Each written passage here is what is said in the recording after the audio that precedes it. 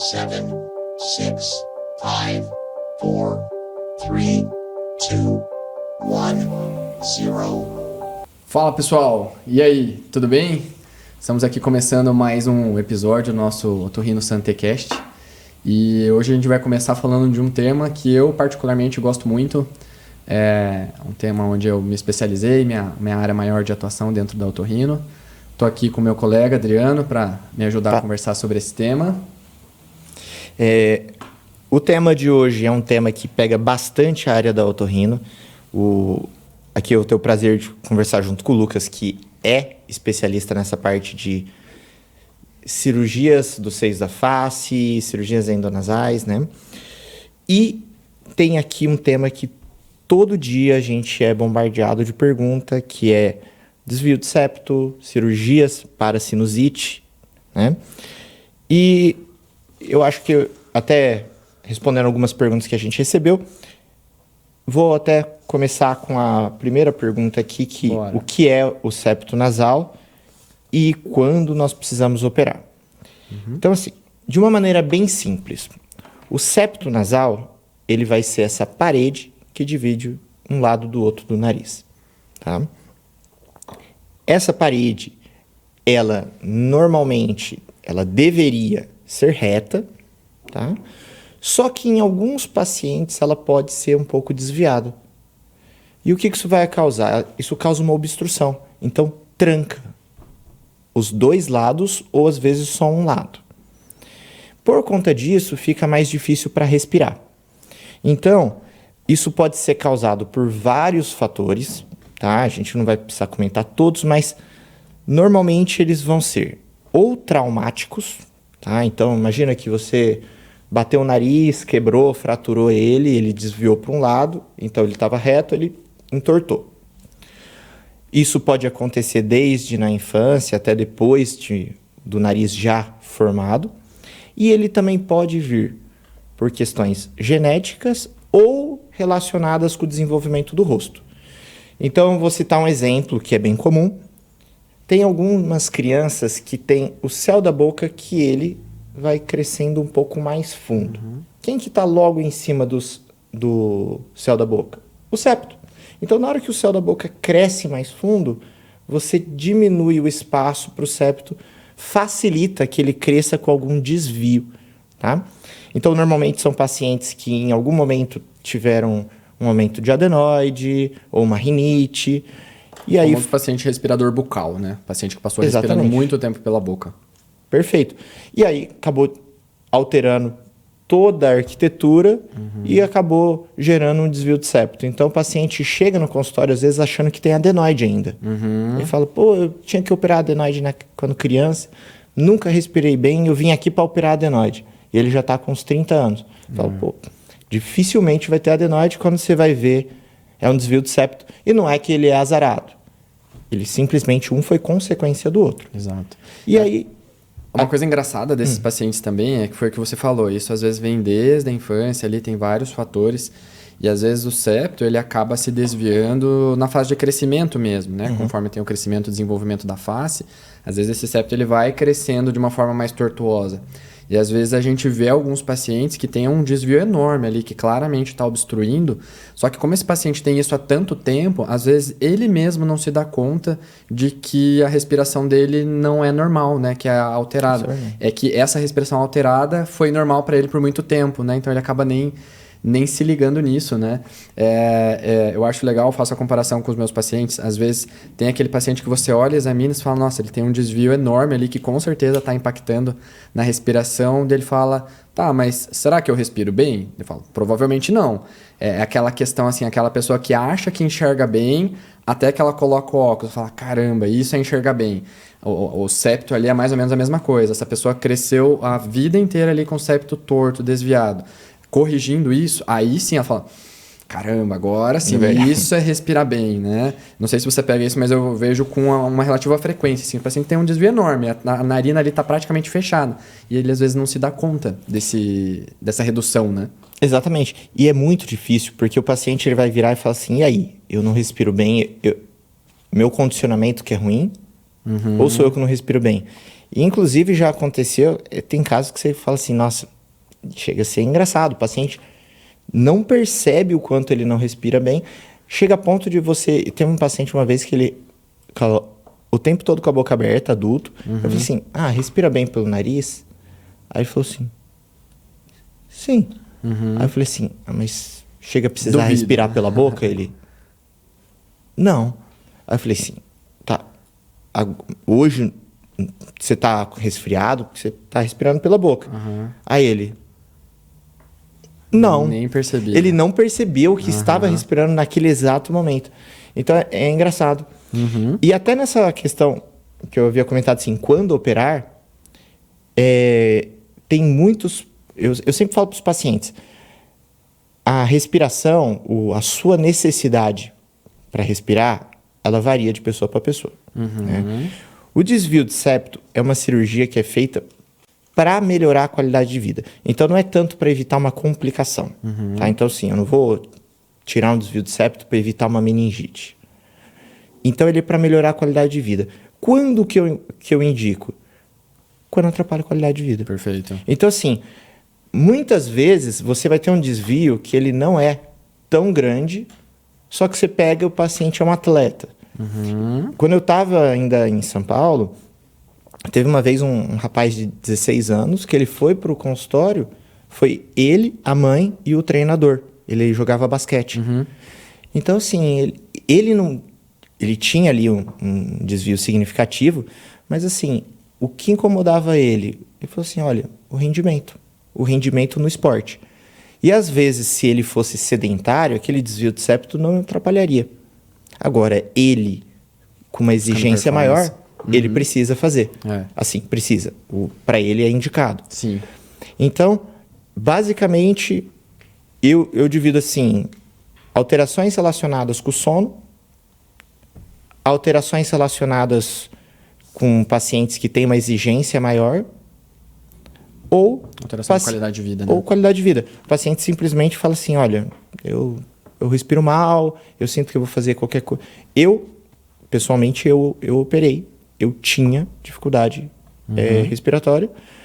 Eu lembro, eu saía do consultório, e a gente trabalha 3 quadras do hospital, eu ia a pé, eu chegava, eu lembro que na escada eu acalmava o peito para não chegar ofegante para falar com o paciente. Então, assim, era uma coisa que me incomodava. Sim. E é aquilo, eu experimentei isso de repente, você fala assim, nossa, é um respirar leve. Diferente, né? Então, é uma coisa que os pacientes falam, e eu não sei se quem não tem entende. Você consegue respirar, mas parece que é pesado. Você sente que você tem que vencer uma resistência para o ar entrar. Então, assim, resumo. Eu acho que o paciente percebe... Se ele pensa no nariz durante o dia, já é um bom indício que ele precisa operar. Se ele faz uso de remédio para destrancar o nariz, precisa operar. E muitas vezes uma coisa que os pacientes confundem é que eles pensam assim, mas quando não está frio, quando eu não estou atacado, eu respiro bem.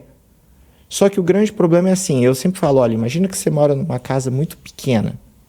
Você consegue viver tranquilamente, mas não pode ter nenhuma bagunça. Você fica o dia inteiro arrumando bagunça.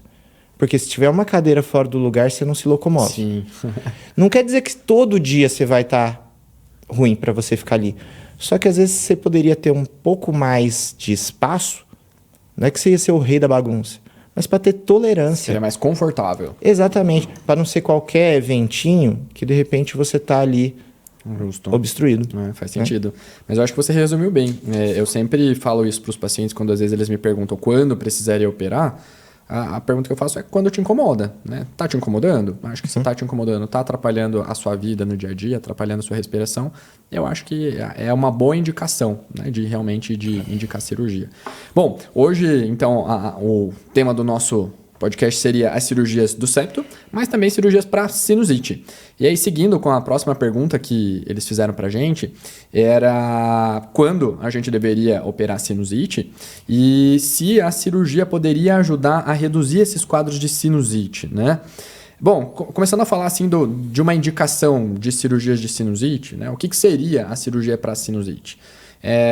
Na minha concepção, é aquele paciente que tem um quadro, uma doença inflamatória dos seios, e geralmente isso vai ser associado a uma doença inflamatória crônica, né? Então, aquele paciente que tem sintomas já há muito tempo.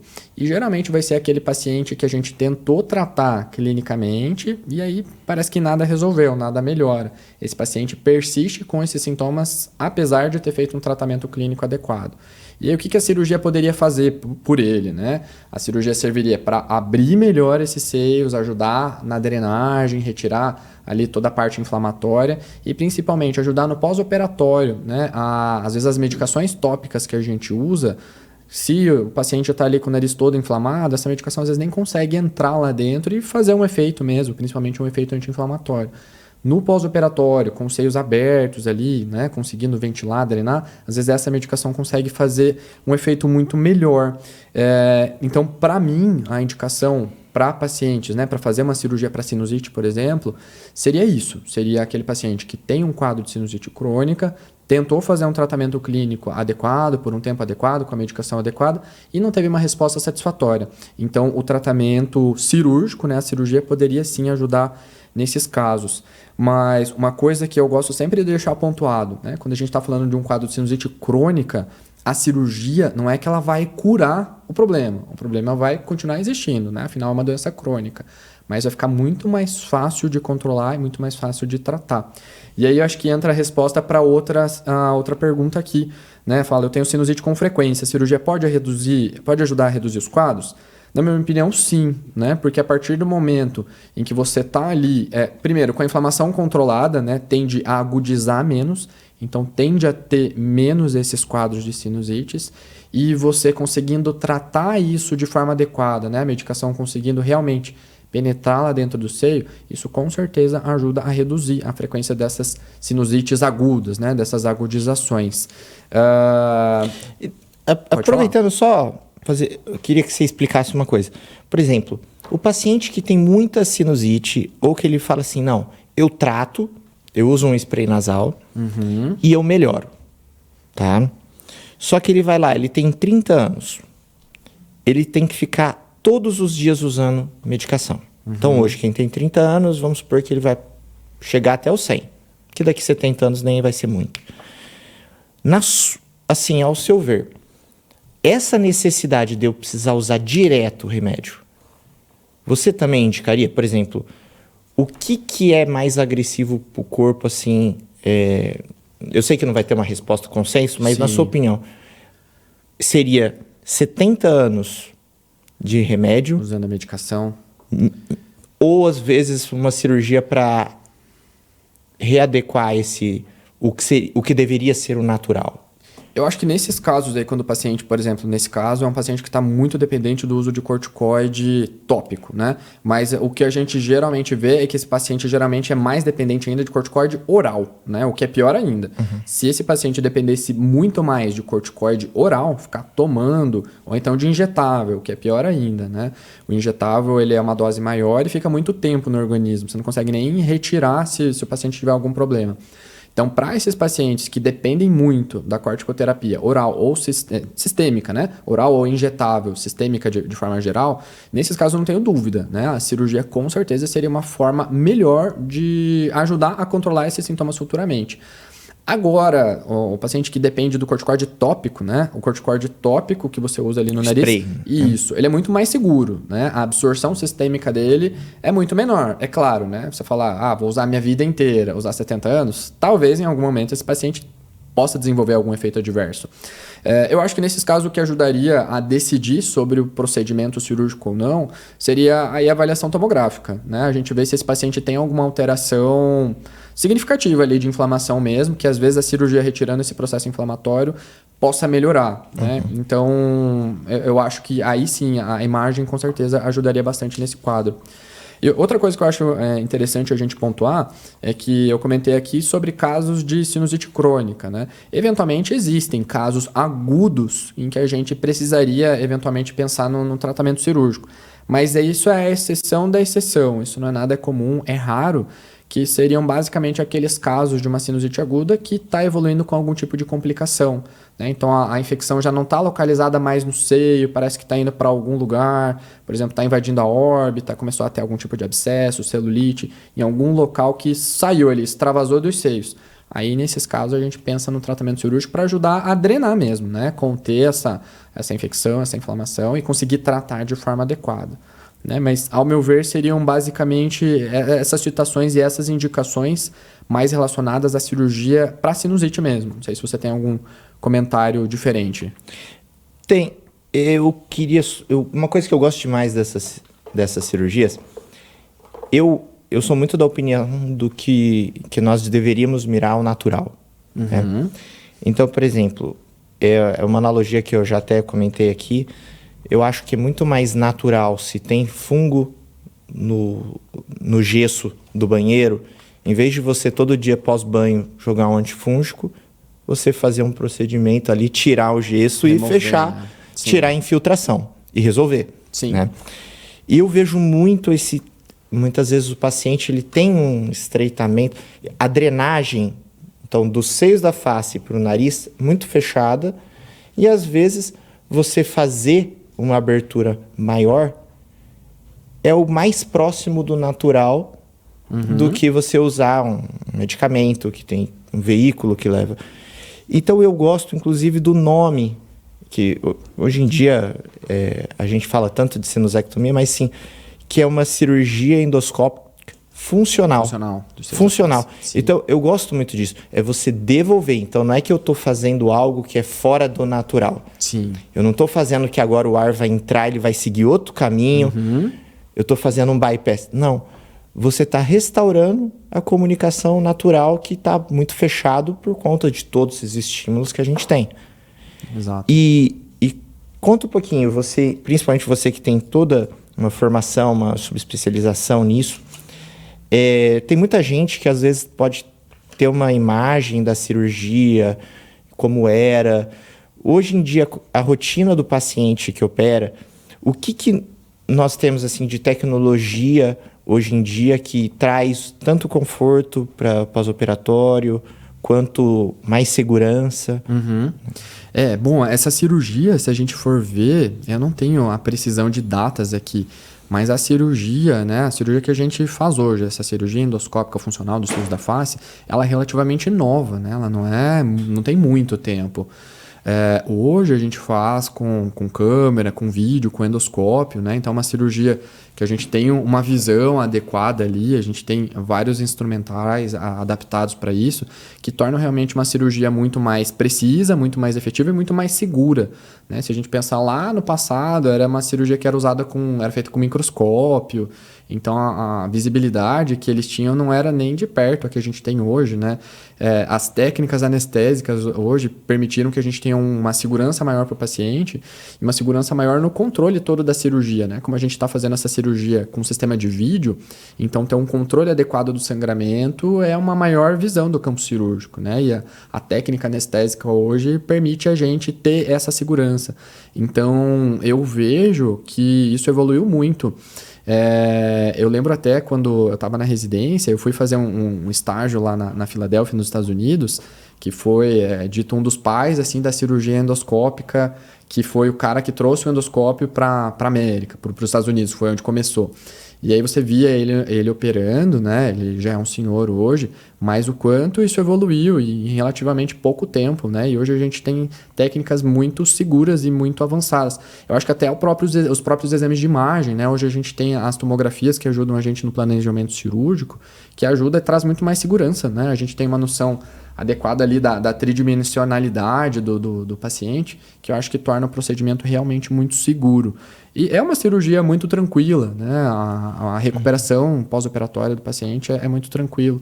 Tem muitos pacientes... Sempre fala o nome, cirurgia gera uma apreensão, gera um medo, né? E gera, acho que sempre aquela imagem, assim, de uma pessoa debilitada, uma pessoa com dor, às vezes em sofrimento. Essas cirurgias que a gente está falando aqui hoje, a cirurgia do septo, essa cirurgia de sinusectomia, a recuperação é muito tranquila mesmo. Os pacientes não costumam queixar muito de dor. Uma queixa comum, às vezes, é um pouquinho de sangramento, um pouquinho de obstrução nasal. A gente já vai chegar mais a isso, mas eu vejo que sim, que isso evoluiu muito, mudou muito, e hoje o procedimento é muito diferente, muito mais seguro, né? Muito mais tranquilo, né? O que é ótimo para os pacientes. Não, perfeito. Vou responder aqui até um questionamento, depois a gente já vai retomar a parte de pós-operatório, mas em relação a cirurgias nasais, se o ronco pode estar relacionado com elas. Uma pergunta bem comum. Bem comum. Inclusive, assim, eu vou até responder uma outra coisa aqui, que as pessoas gostam muito de falar assim, não, a gente trata a criança e vai com tratamento e de repente vai até para a parte do frênulo lingual. E as pessoas falam assim, nossa, mas isso daí na minha época não tinha. Isso daí é modinha. E aí eu sempre falo, pô, você já parou para pensar quantos adultos você conhece que não tem nem bruxismo, nem ronco e nem precisaram usar aparelho? Quase nenhum. Pouquíssimos. Pouquíssimos. E toda essa parte do ronco, ela está relacionada com o desenvolvimento do espaço da face. Então, toda a arquitetura do rosto vai estar relacionada. O septo, o céu da boca, o palato, então, base da língua. Então, você pode ter um estreitamento em qualquer um desses lugares. E o que a gente vai fazer quando vai avaliar o ronco? Eu vou ver, através de um exame por vídeo, onde é o ponto de estreitamento, onde que está fechando, que está gerando ronco. Exato. E, primeira coisa que eu pessoalmente gosto de fazer é, esse local, ele é estrutural? Por exemplo, eu fui na sua casa, você falou, eu quero mais espaço. Eu falo, vamos derrubar essa parede. Tem parede que eu posso e tem parede que se eu derrubar, cai a casa.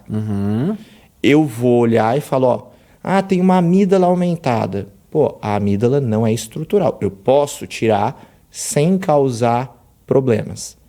Agora, o palato, o céu da boca, ele é muito próximo ali do fundo. Da faringe. Aí fala, ali é estrutural. Se eu tirar, eu vou causar mais problema do que resolver.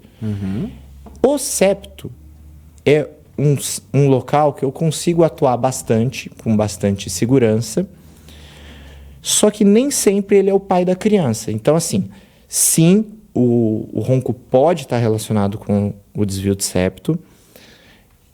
Ele não é o principal ponto, mas ele muitas vezes está relacionado.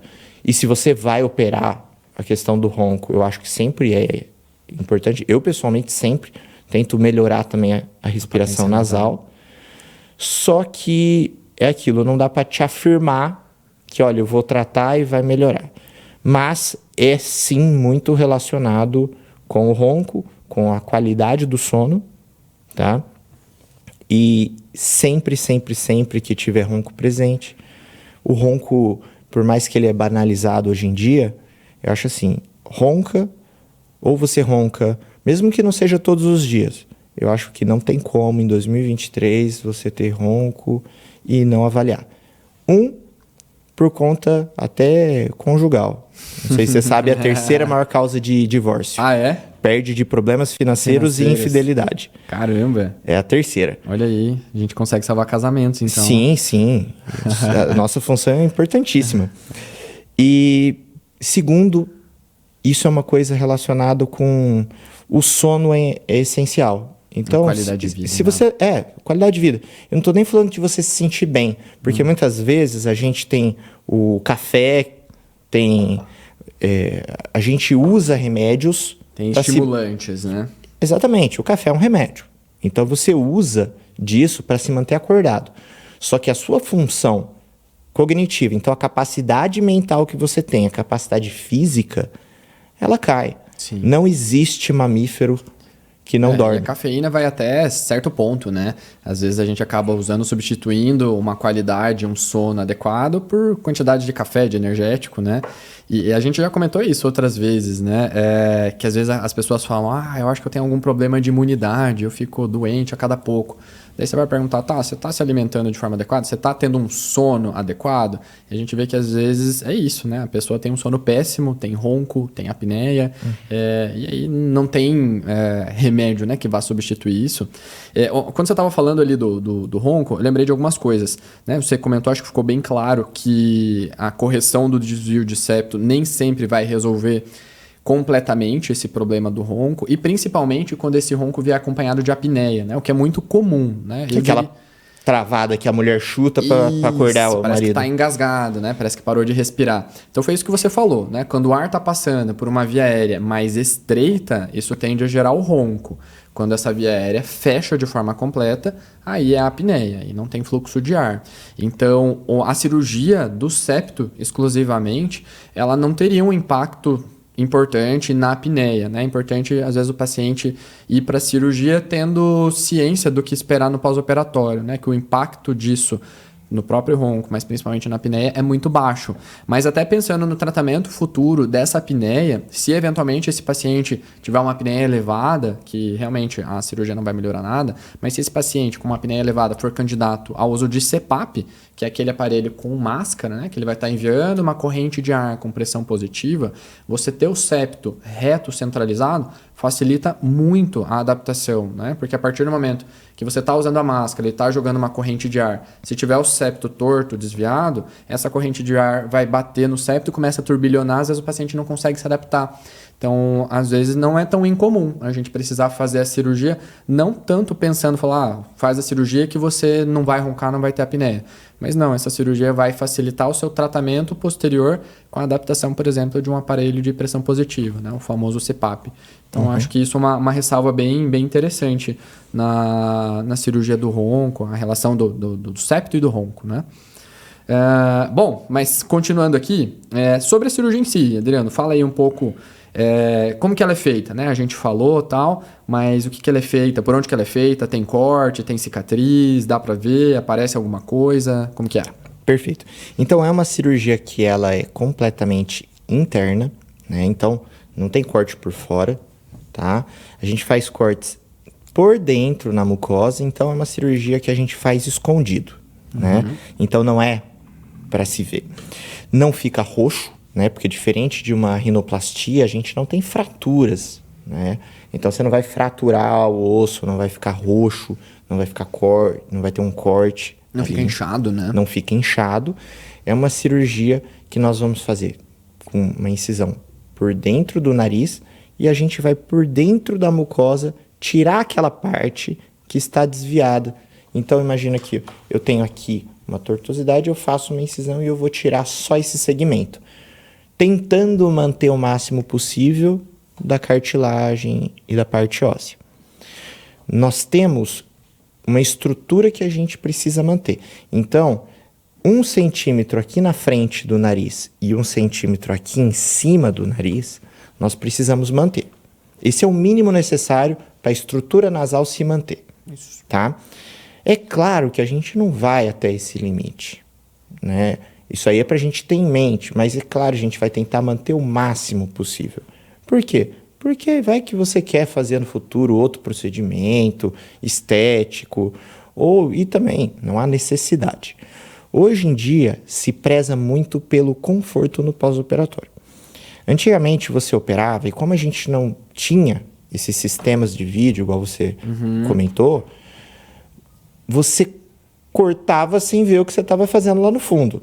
Então, o que se fazia? Sangrava, não se via de onde, colocava tampão, basicamente assim... É muito comum, né? Você vê, na minha época eu usava um tampão. Meu vizinho operou e ficou usando eu acho que daí que vem a fama, às vezes, do medo da cirurgia. Porque todo mundo conhece alguém que fala, nossa, foi horrível. Às vezes a cirurgia em si... E é horrível. É horrível o tampão ali, imagina. Deve doer muito, né? Fora que assim...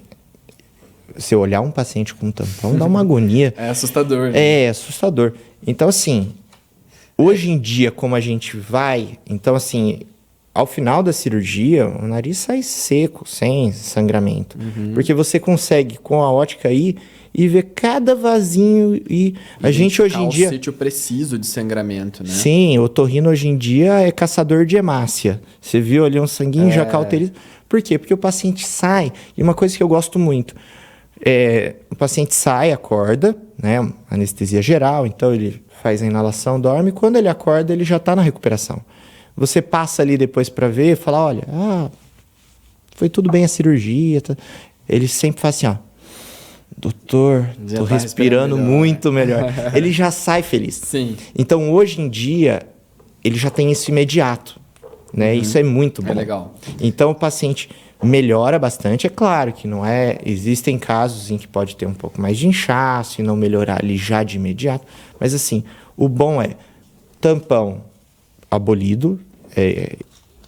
Eu cheguei na residência a fazer cirurgias com tampão. A gente colocava, Então, assim, 12 anos atrás eu cheguei a fazer um outro. Graças a Deus, há mais de 12 anos eu estou Não livre coloca tampão dos em tampões. ninguém. Não, pelo amor de Deus. E hoje em dia, a minha rotina é o paciente que faz cirurgia de manhã, fim da tarde, Entendi. vai embora para casa. Se ele trabalhar com algo mais burocrático, só no computador, eu falo, passou uns 2 dias, você quer ir lá no trabalho? Pode Sem ir. esforço, né? Sem esforço, porque fisicamente o paciente se sente bem. Sim. Entendeu? Ele só não vai poder assoar o nariz ou fazer muita força no abdômen, mas, quer ir passear, quer ir no mercado, Atividades leves. dá. A não ser que ele tenha alguma... nem parece nada, né? a não ser que ele tenha alguma intercorrência, mas assim, o padrão é você ter ali uma E qualidade também muito uma boa. coisa, acho que tem 2 coisas aqui que vale a pena a gente comentar. 3, que eu lembrei que eu anotei uma aqui.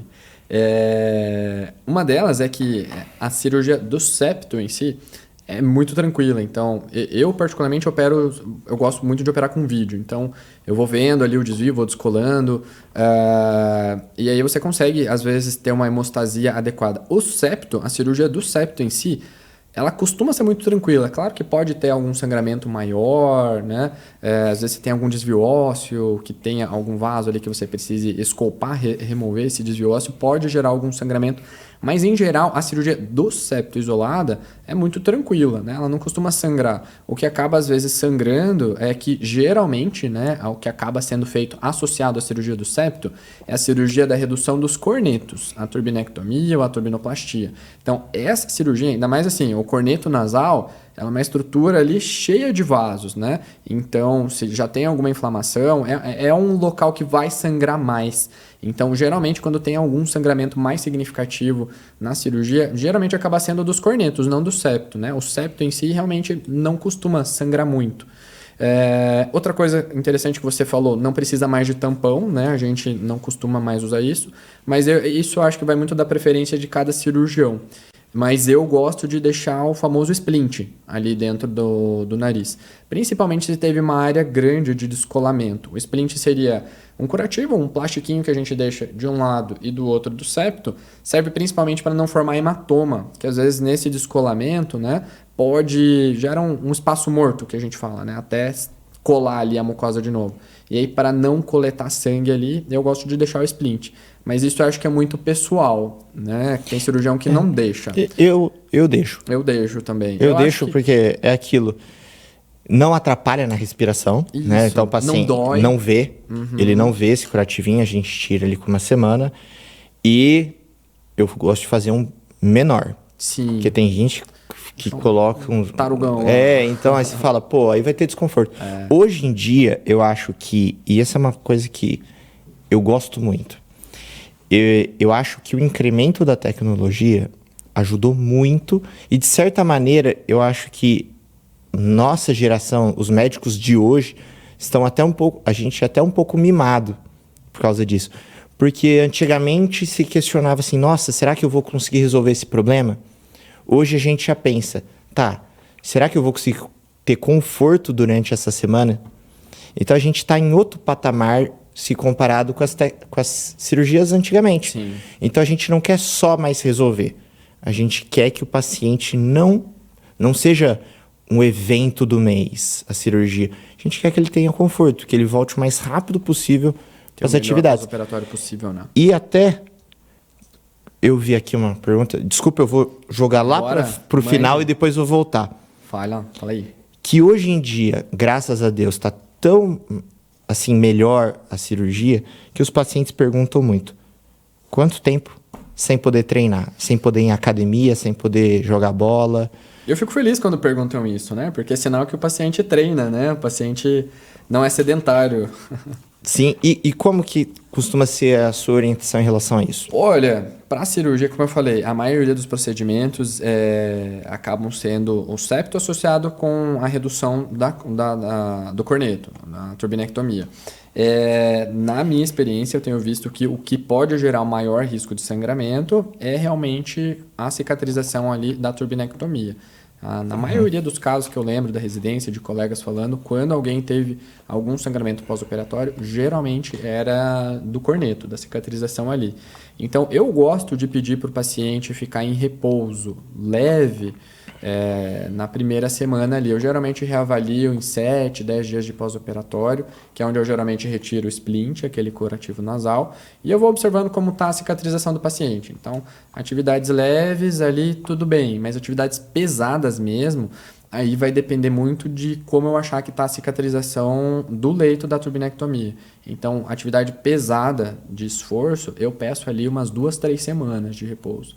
Mas isso eu acho que também não tem um consenso, né? Eu vejo que cada cirurgião tem a sua rotina. Não sei quanto você geralmente pede de repouso. Olha, eu tenho uma receita de bolo minha, mas que é baseada em alguns artigos. Eu costumo falar para o paciente, eu faço a mesma coisa assim da primeira semana, relativo, não vai ficar de cama. Eu até falo para a esposa, não caia no golpe. Se seu marido ficar... Pode lavar a louça. Não, tá com o sininho chamando... Não. Dá pra ter uma atividade muito boa, dá pra fazer caminhada. Dá pra varrer a casa. Eu só falo assim, só não fica no sol, tá? Não vai fazer uma caminhada meio-dia. Mas, quer fazer uma caminhada final da tarde? Pode. A partir de segunda semana, quer trotar um pouquinho, de leve. Terceira semana, eu costumo liberar a academia, só que eu falo, olha... 50% da carga que você faz. Então, eu faço exercício com 10 quilos. Faça com 5. E, inclusive, esses tempos, eu tô para operar, eu indiquei esses tempos de cirurgia, um fisiculturista. E aí, eu até comentei com ele uma coisa que eu sigo e que eu até... que é baseado em artigo. Fizeram um artigo falando que se você trabalha 30% ou do volume ou da carga, você não perde massa muscular. Inclusive, você continua ganhando. Só que é claro que numa velocidade menor. Então, o que isso significa? Você começou a fazer academia, você começou a falar assim, agora que eu peguei o jeito. Só que aí vem a cirurgia. Se você está muito preocupado em perder a rotina que você ganhou, eu falo, olha, vai na segunda semana, você já pode ir na academia, e vai lá e faz uma esteira e volta para casa, só para manter o hábito. Terceira semana, você está preocupado em perder massa muscular, que as pessoas ficam bem preocupadas. Eu falo, olha, se você for lá e fizer 50%, por mais que você não vá sentir dor nem nada, você não vai sentir que está trabalhando, os estudos mostram que você não só não vai perder massa muscular, como você vai continuar ganhando, só que numa velocidade menor. E aí, quando fizer 4 semanas, quer levantar o universo, levanta o universo. É legal, até para quando voltar da academia, não parecer que tomou aquela surra, né? 3, 4 semanas, parece que quando você volta, parece que nunca treinou na vida, né? E assim, e como é uma carga menor, não vai ter um risco aí de sangramento. Muitas vezes o paciente ele valoriza demais a academia, ele toma todo um cuidado para não fazer esforço. Aí chega em casa, ele assou o nariz que parece que vai sair o cérebro. Ali você causou um risco muito maior de sangramento do que na academia. Eu acho que a gente falou aqui várias vezes e acho que quem está ouvindo deve ter ficado claro que realmente o maior risco no pós-operatório, o maior cuidado, tudo isso de atividade física, né, esse repouso, o maior cuidado é realmente com sangramento, né? Porque eventualmente pode ter algum sangramento considerável ali, que às vezes não é comum, mas às vezes a gente precisa reabordar, levar para o centro cirúrgico para controlar, porque é muito desconfortável, né? Você ter que ficar manipulando, ou então tamponar um paciente, é melhor a gente ver realmente o que está acontecendo ali, né? Eu vou falar assim, é bem raro. Tive muito pouco problema com sangramento. Batendo na madeira. Sim. Assim, eu acho que foi... Eu acho, se não me engano, o meu último sangramento que eu tive que levar ao centro cirúrgico, cauterizar, foi pré-pandemia. Então, assim, é raro, mas quando tem, eu vou falar, eu não faço muita cerimônia, não. O paciente fala, ó, tá sangrando. Eu não fico muito assim, olha, vamos ver se vai parar tudo. Aquilo causa desconforto pro paciente. Exato. Eu já falo, olha... Desconforto que isso causa, né? Use tal medicação, entre em jejum, vamos lá, vamos dar uma olhada. Melhor olhar, eu gosto de ver ali com a câmera. Sim. Parece estranho o cirurgião falar isso, mas eu não gosto de sangue. Eu não gosto de ter que ficar preocupado com isso. Sim. O paciente quer resolver e voltar para as atividades. E como eu falei, geralmente é um pós-operatório muito tranquilo, não tem... É claro que acontece, né? Quem opera e quem faz cirurgia está sujeito a isso, mas não é algo comum. Então, quando essas coisas acontecem, a gente geralmente vai fica lá, de olho, resolve, né? cauteriza onde está sangrando e devolve ele para as normal. atividades. Uma outra coisa que eu anotei aqui, que enquanto você estava falando eu lembrei, você falou, né, da área de preservação ali do septo, e realmente é importante que a gente preserve essa área ali anterior, superior, porque realmente é a área de sustentação, né? Se a gente mexe ali, eventualmente pode ter uma queda da ponta, queda da sustentação aqui do dorso, e aí esse paciente passar a ter uma deformidade estética. Tudo isso que a gente está falando, a cirurgia do septo, a cirurgia da sinusite, né? Isso não mexe de forma alguma em estética nasal, né? A estética, por fora, continua tudo exatamente da mesma forma. Caso a gente mexa nessa área de sustentação, pode eventualmente ter algum tipo de prejuízo. E é interessante comentar também que é justamente por isso que a gente acaba não operando crianças, né? Pelo menos, eu não mexo em septo de crianças. Enquanto não tiver concluído ali o crescimento, o desenvolvimento da cartilagem septal, eu não mexo, porque pode ter o risco, às vezes, de você acabar alterando alguma coisa no crescimento, né? Não sei qual que é a sua opinião sobre isso também, Adriano. Eu evito o máximo possível operar antes dos 15 anos, tá? Quando vou operar, os limites anatômicos que você tem são diferentes, né? Então, assim, tem alguns estudos até mais antigos que eles falam assim, as áreas tentam colocar assim como áreas de maior segurança numa cirurgia. Então, não é mais aquele só 1 centímetro. Eu hoje indiquei uma cirurgia, é um paciente de 11 anos. Ele tem um desvio que está obstruindo muito. Então, é uma coisa que eu até falei pro pai. Eu não quero abordar a cartilagem dele, porque ela vai crescer ainda, então ela vai estar relacionada com o desenvolvimento. Só que ele está tendo tanta obstrução que está prejudicando todo. Então, assim, eu não quero prejudicar aqui, mas se eu não fizer, eu prejudico mais. Igual. Então, o que eu virei pro pai e falei? Ele tem um desvio um pouco mais anterior, aqui no comecinho do nariz. Eu falei, ó, esse daqui é muito leve e uma região nobre. Não vou mexer. Saiba já de antemão. Vai entrar com esse desvio e vai sair com esse desvio. Agora, ele tem um desvio lá mais posterior, ósseo, que não é uma região nobre. É uma região que eu posso abordar sem prejuízo no desenvolvimento e que nele está impactando bastante. E as conchas nasais, então é a mucosa que fica ao lado, na região lateral, inchou muito por conta da rinite. Então, eu vou também diminuir para o tamanho que deveria ser naturalmente. Então, é um paciente que eu vou fazer, é uma exceção. Aí você fala, quantas dessas tem no ano? Uma ou talvez nenhuma. Mas que, nesse caso, o prejuízo de não operar, pelo que que a gente calcula ali, seria superior ao de você fazer e... assim, adaptar. Você não vai fazer a mesma... conservadora, né? Extremamente conservadora. Porque aquilo, eu acho que cirurgião tem que trabalhar com retas e curvas suaves. Não adianta você querer dar um cavalo de pau, fazer uma super manobra, você vai ter casos fenomenais, só que é o caso ruim que vai julgar o cirurgião. Então, assim, eu prefiro virar para um paciente e falar, olha, eu vou fazer o melhor que eu puder dentro da segurança que eu acho certo. Prefiro que você fale, olha, melhorou, só que esse lado é um pouquinho melhor que esse, do que às vezes você virar e falar assim, nossa, teve alguma alteração.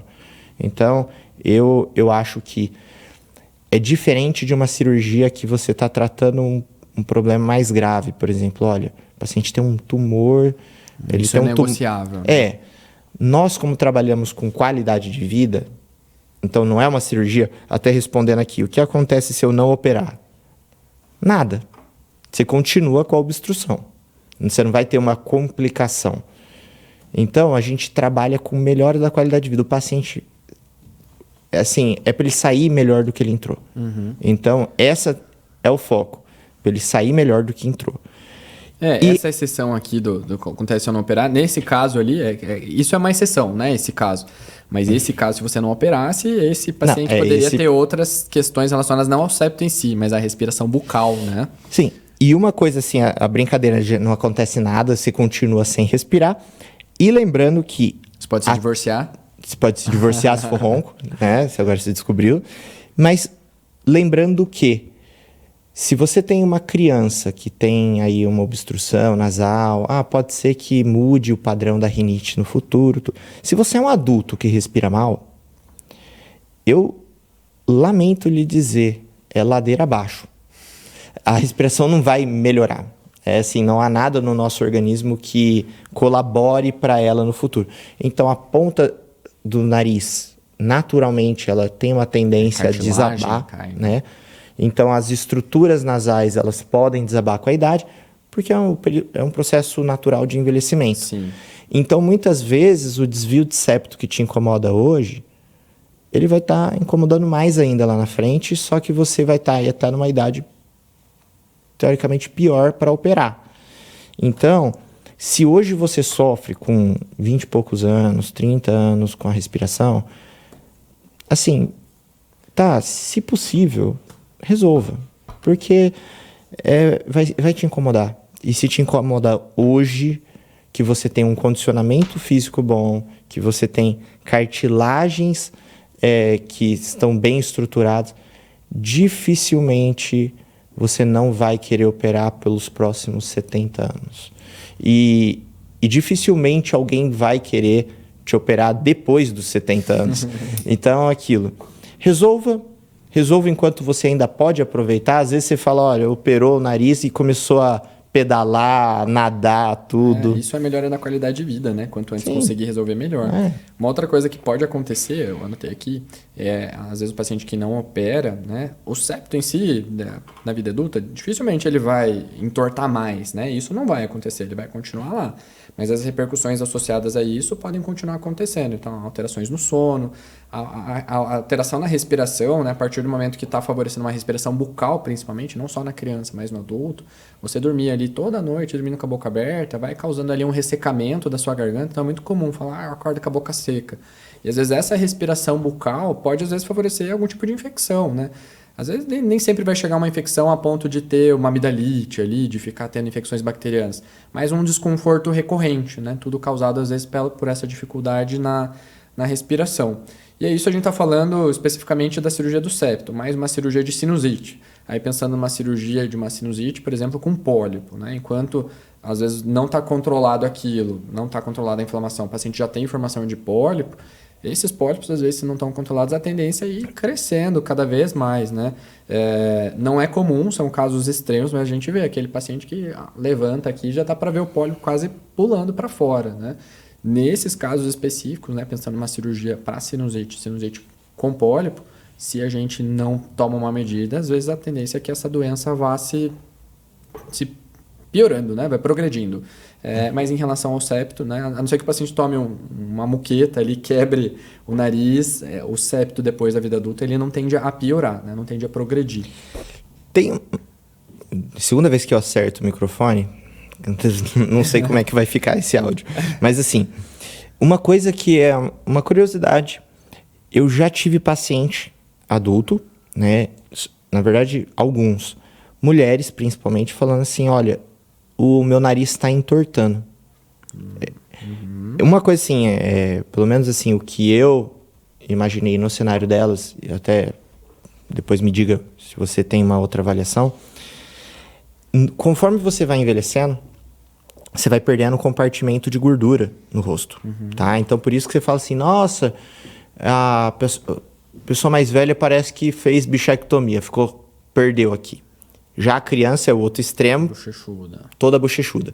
Você vai perdendo compartimento de gordura e muitas vezes você vai vendo... Até se você pega aquela atriz ou ator de Hollywood que você fala assim, nossa, quando eu era mais novo eu queria ter o nariz dele. E vê uma foto atual dele e fala assim, nossa, mas parece que tá marcado aqui, parece que aqui ficou mais...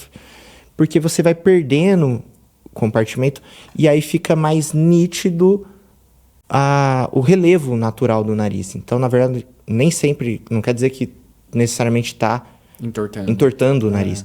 Muitas vezes está ficando um pouco mais nítido. Aparente. É a mesma coisa, você fala assim, nossa, parece que aqui ó, tá afundando. Não, você está perdendo compartimento aqui de gordura e às vezes isso fica mais à mostra. E perda de sustentação, né? Igual você falou. É que nesse cenário era jovem, né? Eu vou chamar de jovem porque tem a minha idade, 40 anos. E ela falou assim, não, dos 20 pra cá eu tô sentindo que tá ficando um pouquinho mais tortinho.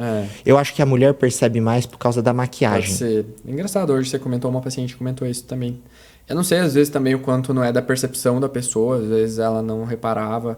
Tem várias coisas assim, que às vezes o paciente sempre teve, mas de repente ele parece que começa a reparar naquilo, parece que a mente fica focada naquilo, né? É que a mulher, ela tem um negócio que na maquiagem, ela, por exemplo, essa paciente em questão, ela usava alguns recursos porque ela percebia brilho, assimetria na hora do brilho das fotos. E aí ela tinha que corrigir na maquiagem. Entendi. Então, como ela corrigia, então acho que qualquer detalhezinho ela já conseguia perceber. Pode ser. Eu acho que a sua teoria faz sentido. Mas realmente, uma alteração específica da cartilagem septal, isso a gente não costuma ver, né? A gente vê, às vezes, a alteração da cartilagem de sustentação, principalmente da ponta. O nariz, né? que cai. Isso. Bom, continuando aqui, vou passar aqui para você. Bom, a gente falou muito já sobre a cirurgia em si, vamos falar um pouquinho do pós-operatório. Então, a gente falou desses cuidados com sangramento e vou te passar aqui. É uma cirurgia que causa muita dor, precisa utilizar muito analgésico, na sua experiência, e precisa usar antibiótico no pós-operatório? Tá. O antibiótico, isso daí vai da conduta do cirurgião. Eu sempre passei, sempre passarei, e eu acho que simplesmente pelo fato de você entrar em um espaço que era estéril, eu acho que já justifica, né? Além do fato de ficar o splint, né, que é aquele curativinho interno, eu acho que é sempre válido, tá? Mas não é assim, não é uma regra precisar assim, vou usar uma semana, vou usar 5 dias. Eu gosto de usar uma semana. Eu acho que é aquela famosa pergunta, para que não? Né? Para que dar brecha para ter problema? Mas isso daí pode oscilar de cirurgião para cirurgião. De dor, eu passo remédio para tudo, para náusea, para dor, só que eu falo, olha, veja como é que você vai se sentir antes de comprar tudo isso. Porque, via de regra, os pacientes não utilizam remédio para dor. Geralmente não precisa, né? Eu pessoalmente, quando eu operei, eu usei, eu acho que 2 comprimidos de dipirona, porque estava na receita. E aí, depois do segundo, eu virei e falei... Não precisou nenhum tipo de opioide, de analgesia mais potente? Não, dipirona. E dipirona de 500 miligramas, não foi nem a mais forte. Então, assim, não precisa. É claro, é uma coisa relativa. A única coisa que às vezes você fala, incômodo local. De você falar assim, aqui na base, se eu fico cutucando... Só que está sensível, né? Se você bater mesmo não operar, já vai doer. Você fala assim, se eu faço assim, se eu faço assim, se quando dou risada... Tá, mas isso. E não é algo que você fala... Dor espontânea, né? Dor espontânea.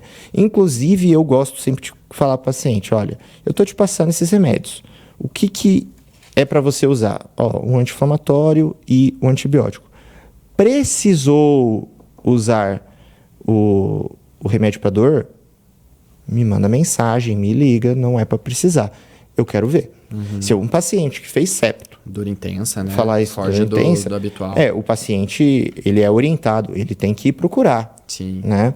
Então, assim, não é o padrão. Até porque uma dor muito intensa, muito forte, a gente pensa, às vezes, em algum tipo de complicação. Tipo o hematoma, que eu havia mencionado antes, né? Sim. Que não é comum. Sim, aí ele deve procurar para ver o que está acontecendo, mas aquilo é uma coisa subjetiva da dor. Via de regra, então se você pegar ali uns 90 e poucos %, eles não costumam precisar. Uma coisa assim que eu acho que é muito importante no pós-operatório, lavagem nasal. Ótimo, tá? eu ia falar isso. A lavagem nasal, eu gosto de fazer bem basicona. Soro fisiológico, nada de fazer sua própria solução. Soro fisiológico, temperatura ambiente, não aquecer por conta de não estimular calor. Vamos fazer vasodilatação, né? Fazer a lavagem, não precisa fazer muita pressão para evitar desconforto. Mas, paciente, eu posso chegar em casa e já fazer? Deve. Eu mostro para o paciente vídeos de como faz, quais os dispositivos que existem, mas aquilo, eu acho que é essencial. Por quê? Porque você vai ter um monte de secreção parada. Você vai ter sangue parado, você vai ter secreção. E o nariz é contaminado. Então, muitas vezes pode dar brecha para infecções secundárias. Secreção parada pode ser meio de cultura, né? Então, é igual falar, tem comida em cima da bancada. Vai estragar. A mesma coisa, se você tem ali secreção parada no nariz, vai infeccionar. Pode. E outra coisa, se você não remove, então, normalmente o nosso nariz tem uma autolimpeza, né? Que são pequenos cílios que eles ficam... A vassourinha ali do nariz. Ótimo, eu vou começar a usar essa analogia. Nós temos uma micro vassourinha que ela vai tirando tudo que é impureza e secreção. Quando você opera e tem a crosta ali de sangue, então tem a ferida não tem essa vassourinha. Então, o muco que para ali em cima, ele cristaliza ali. Porque o ar quente da respiração é um secador de cabelo. Ele seca e fica. Aí o muco que para em cima do muco cristalizado também cristaliza. Então essa crosta vai aumentando, aumentando, aumentando. Isso pode dar problemas de mau cheiro no nariz, pode dar incômodo, obstrução, trancar. Isso. Então o paciente fazer a lavagem nasal, ele vai fazer o trabalho que a vassourinha não tá fazendo. Então eu acho assim, é sensacional. E vou te falar, a maioria dos pacientes que opera começa a fazer lavagem nasal, depois que melhoram e que já cicatrizou e que não está formando crosta, eles normalmente levam para a vida a lavagem nasal.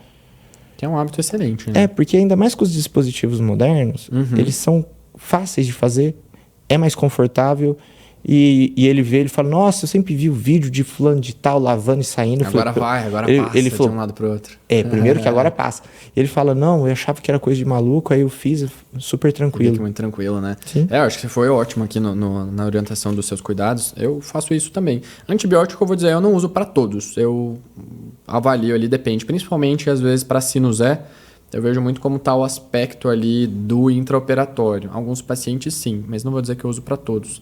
Mas a necessidade de usar medicação analgésica forte, realmente não vejo isso com frequência. Mas eu acho que realmente o principal cuidado, eu acho que é um cuidado que eu sempre falo para todo paciente.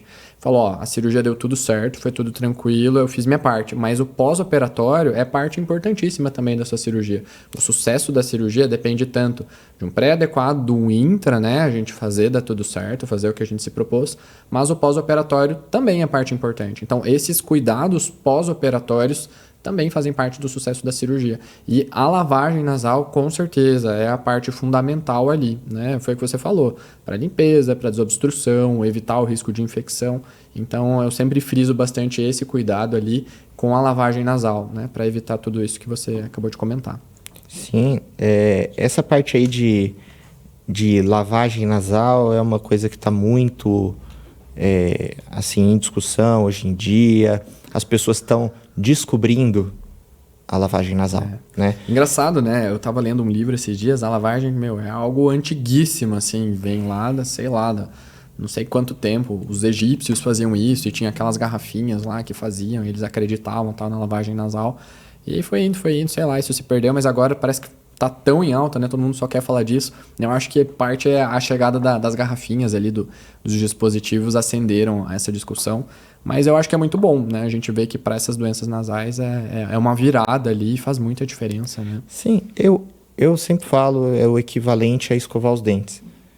Se você pegar registros... Da rotina de higiene diária, né? Se você pegar registro Brasil, no mundo, há uns anos atrás, você fala, pô, infecção dentária era a principal infecção que se tinha. Então as pessoas arrancavam previamente os dentes para evitar ter. E hoje, quando foi a última infecção que você teve no dente? Sei lá. Acho que nunca. Graças a Deus. Acho que nunca tive. Por quê? Porque você escova os dentes 3 vezes por dia. Agora, se você for parar para ver, o nariz é tão contaminado quanto a cavidade oral. Ele tem secreção parada, ele é mais agredido hoje em dia do que antigamente. E, no entanto, a lavagem nasal, ela deveria ser o mínimo, né? Então, acho que as pessoas hoje em dia estão com uma tendência, eu vejo muito positivamente, a fazer atividades físicas, a gostar dessa parte natural que é respirar, dormir e comer bem. E elas estão mais com essa mentalidade assim ativa. Hoje o paciente não é tão passivo. Ele ativamente quer te ajudar, ele ativamente quer fazer parte do tratamento. E tudo isso casa muito bem com essas cirurgias nasais, que elas buscam melhorar a qualidade de vida, elas buscam permitir que ele seja pleno nas atividades físicas, no rendimento. O pai, hoje em dia, ele quer chegar do trabalho e ter energia para ir lá e brincar com o filho. Ele quer dormir, acordar cedo e se sentir disposto para ir numa academia antes da família acordar. Então, hoje, a exigência do paciente está levando muito eles à cirurgia. Eu percebo, assim, hoje em dia, eu tenho muito mais gente procurando e não precisa ser aquele caso catastrófico que fala, nossa, foi uma trombada com um caminhão que deslocou o nariz inteiro, o nariz dele está aqui. Orelha. Não, é um paciente que ele fala, olha, doutor, eu quero qualidade de vida, eu percebo que eu tô ruim, ou um paciente que está começando a roncar.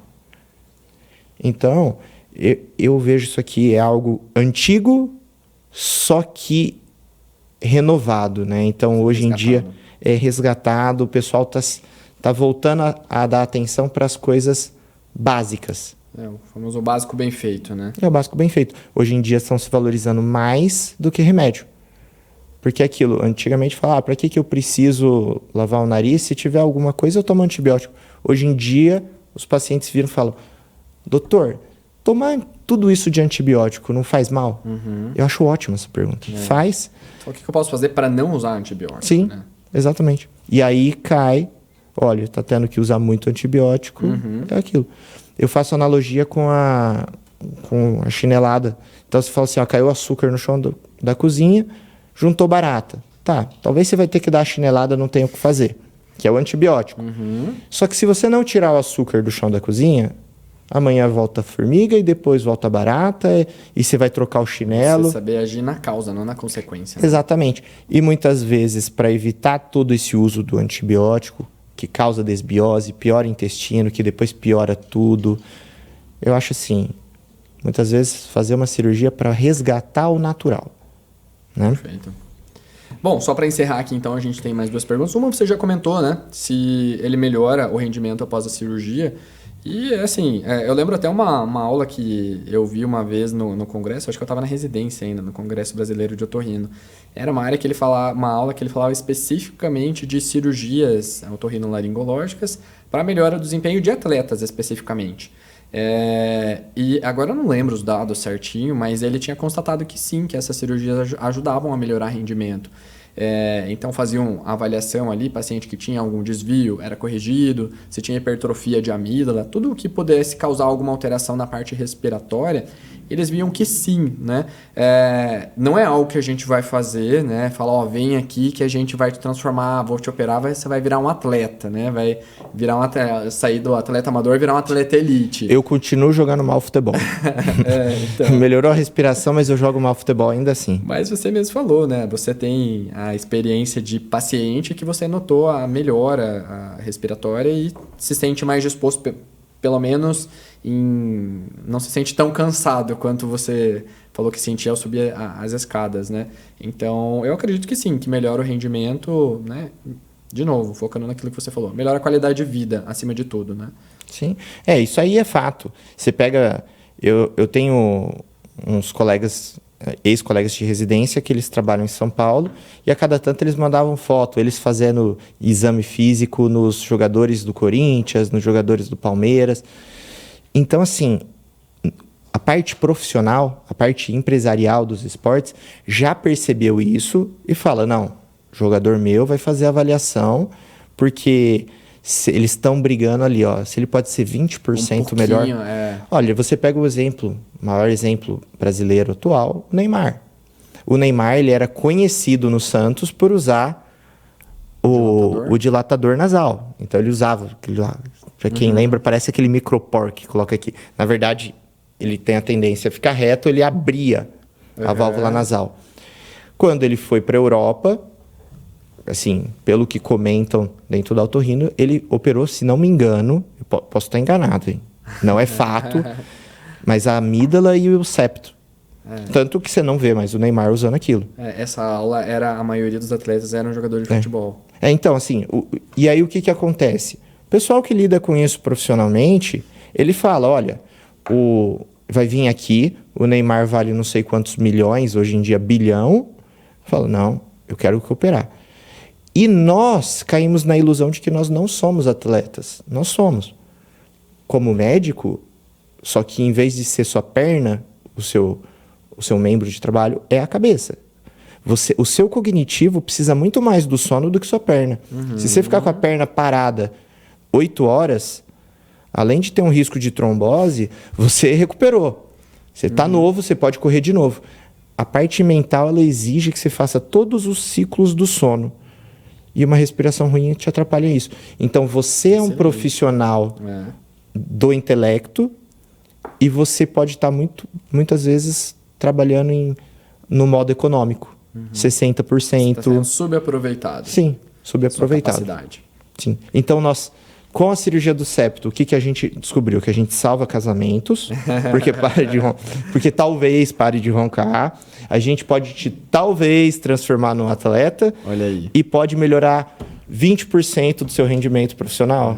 O principal, melhorar a sua qualidade de vida. Isso com certeza a gente garante. Eu prefiro não garantir nada, mas podem ser benefícios. Qualidade de vida é relativo, né? Tem muita coisa aí envolvida. Se você não lava uma louça, talvez melhorar o ronco não vai salvar seu casamento específico, mas atrapalhar não vai. Sim. Bom, e para finalizar então, Adriano, a gente falou aí da cirurgia, do pré, do pós, como é a cirurgia. E, enfim, depois que eu operei, esse desvio ele pode voltar? O desvio de septo, ele pode voltar. Na verdade, o que você tira não volta, né? Então, isso é claro, não cresce de novo. Só que, como a gente tem algumas áreas que você não pode retirar, né? Porque elas são estruturais, muitas vezes você reposiciona elas. E a cartilagem, ela tem uma certa elasticidade e isso dá uma certa memória, tá? Então, ela pode voltar, tá? Agora, eu tirei aquele segmento que eu tirou, acabou, tá? O problema é o pouco que fica, tá? O pouco que fica pode ter uma tendência a voltar e voltar a ser obstrutivo. Muitas vezes, quando você pega até o exame antes e depois, você vê, nossa, o paciente está se queixando de, voltou. Voltou a me incomodar. Aí você olha, você fala, nossa, melhorou demais. Só que agora, como o outro lado respira bem, o comparativo dele agora é outro. Antes, qualquer arzinho que entrava, ele fala, tô bem. Tá no lucro. Agora que ele já experimentou uma respiração boa, a exigência dele também fica maior. Então, às vezes, voltou um pouquinho, ele já se incomoda, tá? Então, assim... Não é comum. Não é comum, mas... Às vezes acontece e... Mas o paciente vai outro trauma. Bateu ali, quebrou. Aí o trauma é um pouquinho mais chato, né? Porque aí, muitas vezes, volta para cirurgia. Sim. Mas eu acho, assim, mesmo se você falasse, olha, vai voltar um pouquinho. A imensa maioria, mesmo assim, tem uma melhora respiratória. Quando não, aí às vezes você faz uma cirurgia revisional, vê o que pode melhorar, porque, assim, eu falo como paciente, resolva o problema do paciente, porque tem nada melhor do que você esquecer que tem o nariz. Você simplesmente puxar, entrou e acabou. Fechado.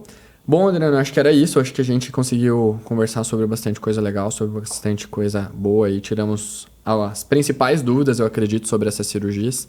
Acho que tem muita coisa ainda para falar, mas fica para uma próxima. Você tem alguma coisa que você queira finalizar para complementar aí nossa...